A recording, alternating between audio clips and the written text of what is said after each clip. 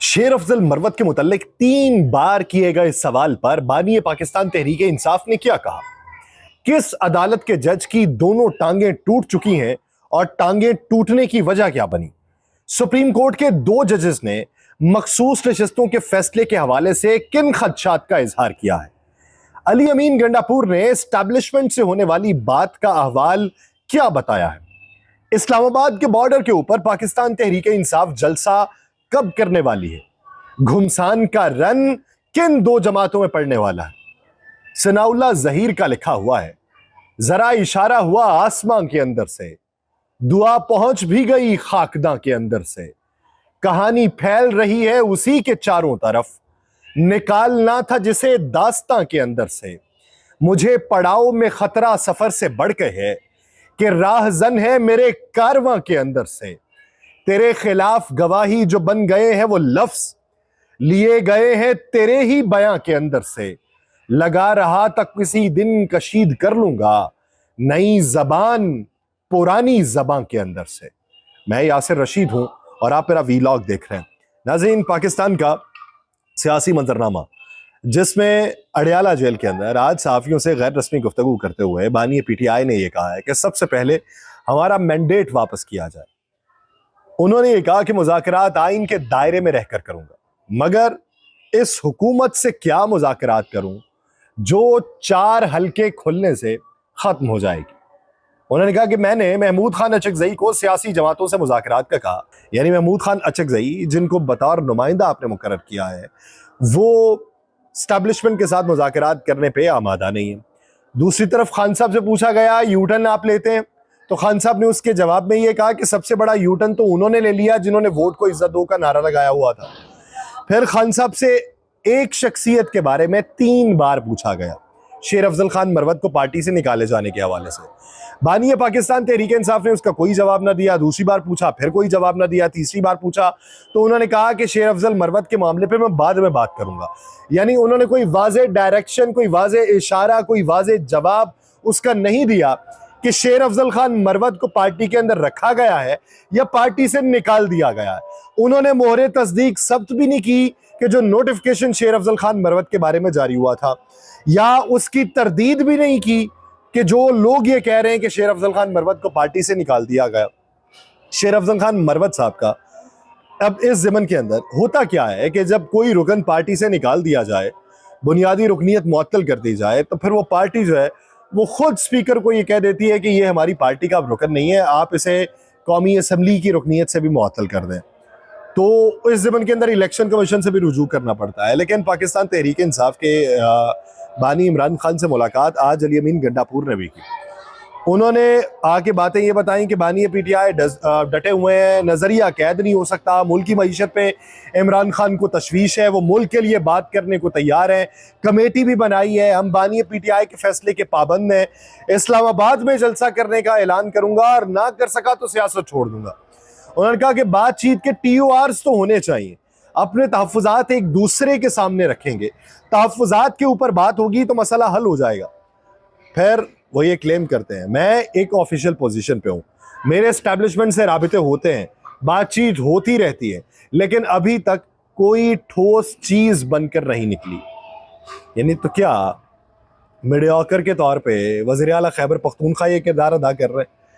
वज़ीर आला का कहना है कि हुकूमत कहती है हमसे मुज़ाकरात करो, लेकिन हम कहते हैं तुम तो हुकूमत हो ही नहीं, जब उनसे बात करेंगे तो हम भी अपने शहीदों को नहीं भूलेंगे। उन्होंने कहा KP से हमेशा ब्रेक थ्रू हुआ है, आगे भी ये होता रहेगा, जिसकी गलती है उसे अपनी गलती मानना पड़ेगी और हम 9 मई के वाक़यात के जिम्मेदार नहीं हैं। तो उन्होंने कहा कि गलती साबित हुई तो हम माफ़ी मांगने को भी तैयार होंगे, पहले गलती साबित हो जाए। शेर अफजल मरवत के हवाले से अली अमीन गंडापुर ने यह कहा कि शेर अफजल खान मरवत से ताल्लुक और राबिता है, उनको नोटिस पार्टी चेयरमैन की हिदायत पर दिए गए। शेर अफजल खान मरवत को हमने ये कहा था कि कोई तनकीद करता है तो बर्दाश्त करें, पार्टी के अंदर के मामलात जो है वो पार्टी के अंदर हल कर लेंगे, और मेरा ख्याल है कि वापसी के रास्ते बंद नहीं करने चाहिए। अब एक वजीर आला सूबे का वो ये कहता है कि मुझे अपनी पार्टी के रुकन शेर अफजल खान मरवत के नोटिफिकेशन का मालूम नहीं, और अगर लास्ट डे देखें तो पाकिस्तान तहरीक इंसाफ की जानिब से एक एलामिया जारी किया गया था जिसमें शेर अफजल खान मरवत की पार्टी की बुनियादी रुकनीत खत्म करने के हवाले से बताया गया था। पाकिस्तान तहरीक इंसाफ के एडिशनल सेक्रेटरी जनरल फिरदौस शमीम नकवी साहब जो हैं, उनके दस्तखतों से वो एलामिया जारी हुआ कि शेर अफजल मरवत जो है वो नोटिस पीरियड पे थे और एलामिये के मुताबिक नोटिस पीरियड के दौरान इंजबाती जो कमेटी थी उसने ये महसूस किया कि शेर अफजल मरवत को पार्टी जवाबित का कोई ख्याल नहीं है। शेर अफजल मरवत खुद को पार्टी कवानीन से बालातर समझते हैं। तो इस ज़िमन के अंदर पाकिस्तान तहरीक इंसाफ के उस एलामिये के अंदर यह कहा गया कि अगर शेर अफजल मरवत एक इज्जतदार शख्स हैं तो वो कौमी असम्बली की रुकनीत से भी इस्तीफा दे दें। यानी इस ज़िमन के अंदर मैं ये समझाना चाह रहा हूं कि कोई भी पार्टी जब ये समझती है कि ये उसका रुकन उसके पार्टी के आइन के खिलाफ जा रहा है, पार्टी के बयानिए के खिलाफ जा रहा है, पार्टी की TORs के खिलाफ जा रहा है, तो वो स्पीकर को भी कहता है और इलेक्शन कमीशन ऑफ पाकिस्तान को भी कहता है। लेकिन यहां पर यह कहा जा रहा है कि अगर वो अखलाकी तौर पर समझते हैं तो वो खुद जो है वो कौमी असम्बली से इस्तीफा दे दें। इस हवाले से चेयरमैन पाकिस्तान तहरीक इंसाफ बैरिस्टर गौहर ने शेर अफजल मरवत की बुनियादी पार्टी रुकनीत की मनसूखी के नोटिफिकेशन को जाली करार दे दिया। अब आप ये देखिए कि क्या मखमसा है। बैरिस्टर गौहर ने यह कहा कि शेर अफजल मरवत की रुकनीत मनसूखी का नोटिफिकेशन फेक है, ऐसा मुमकिन नहीं है और मेरे इल्म में लाए बगैर यह कैसा हो सकता है, और अगर ऐसा हुआ तो मैं उसमें रुकावट बनूंगा। दूसरी तरफ पाकिस्तान तहरीक इंसाफ के रहनुमा नईम हैदर पंजोथा जो उनकी लीगल टीम के भी रुकन है, उन्होंने कहा जी शेर अफजल मरवत की पार्टी रुकनीत की मनसूखी का नोटिफिकेशन जो है वो दुरुस्त है। शेर अफजल मरवत को पार्टी से निकालने का नोटिफिकेशन बिल्कुल दुरुस्त है, उन्हें जारी किया गया है और पार्टी ने ही जारी किया। अब ये क्लेम कर रहे हैं उनकी कानूनी रुकन की टीम के मेंबर।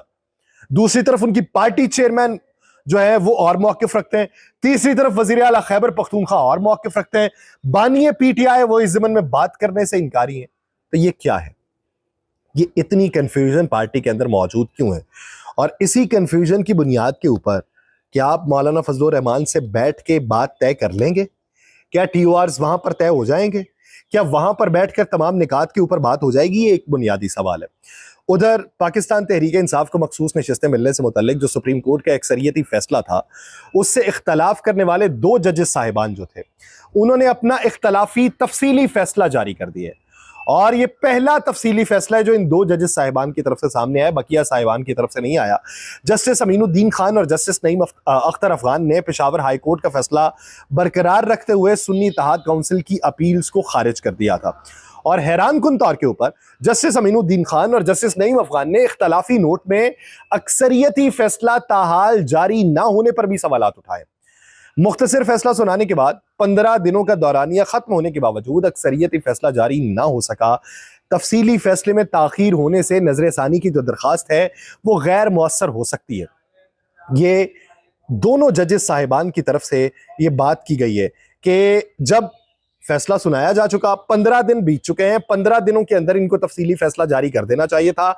इनकी तरफ से ये तफसीली फैसला जारी नहीं हुआ जिसकी वजह से वो जो नजरसानी की दरखास्त है वो गैर मुअस्सर हो जाएगी और फिर उसके नताइज क्या निकलेंगे ये उनकी तरफ से सवालात उठाए गए हैं।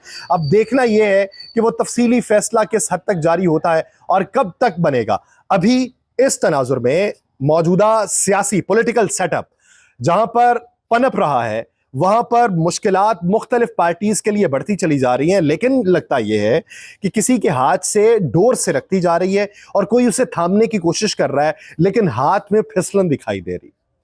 और जजेस साहिबान के हवाले से हर रोज कोई ना कोई ऐसी खबर आ जाती है। आज हाफिजाबाद में होटल की लिफ्ट टूटने से जस्टिस साजिद बिलाल साहब और उनकी अहलिया शदीद जख्मी हुई हैं, दोनों को अस्पताल मुंतकिल किया गया है। सिविल जज जो हैं उनकी दोनों टांगें टूट चुकी हैं। रोजाना की बुनियाद पे जजेस साहिबान से मुतल्लिक खबरें मंजर आम पे आती हैं। जिस तरह कल जो था कल 3 जजेस के स्क्वाड के ऊपर हमला किया गया था, वो खुशकिस्मती से महफूज रहे थे और बदकिस्मती से 2 पुलिस एहलकार जो थे वो डेरा इस्माइल खान में टांग के करीब वहां पर वो 2 पुलिस एहलकार जो उनकी हिफाजत के ऊपर मामूर थे वो जामे शहादत नोश कर गए और जो हमलावर थे वो जाते हुए डबल केबन गाड़ी भी ले गए। उधर हमारे इस्लामाबाद हाई कोर्ट के जजेस जो हैं वो भी हर रोज अपने ऊपर बीतने वाली दास्तानें बयान करते हैं और मुख्तलिफ चीज़ें जो हैं उनको अयां करते हैं। तो ये सूरत हाल कब तक चलती रहेगी? कभी तो इस मुल्क में ऐसी फ़ज़ा और ऐसा समा आपको देखने को मिलेगा कि जिससे हमें ये लगेगा कि आज का दिन जो है वो खुली हवा के अंदर सांस ले रहे हैं। मुआशी मंजरनामा हमारे हक में है, सियासी तौर पे कोई टर्मोइल नहीं है, कोई केओस नहीं है, कोई रेफ्ट नहीं है। हुकूमत मजबूत है, मईशत मजबूत है, अवाम मजबूत है, हम मजबूत हैं, इदारे मजबूत है, निज़ाम इंसाफ मजबूत हो चुका, आपके दीगर सेक्टर्स मजबूत हो चुके, बरामदात के अंदर इजाफा हो रहा है। किसी दिन तो वो सूरज उन किरणों को लेकर जमीन पर उतरेगा जो अमनो आश्ती की होंगी और जमीन सोना उगलेगी। मुझे दीजिए इजाजत, अल्लाह ने के बाद।